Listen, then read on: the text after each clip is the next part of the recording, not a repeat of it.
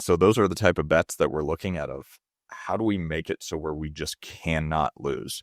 And so all that to say, the way that I'm approaching this is just like you said, looking for these bets where there's just really no downside or just very minimal downside compared to the upside. So I mentioned the North Carolina market where we're buying a whole bunch of lots in one subdivision. Well, I knew that there was just no way that I could lose money on those. And there was potentially huge upside. These are nice finished lots, flat, nice houses, buying for next to nothing.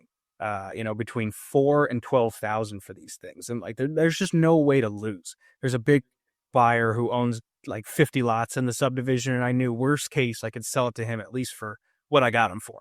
And so bets like that, where there's little to no downside and tremendous upside, I think are really the key. And so those are the type of bets that we're looking at of how do we make it so where we just cannot lose?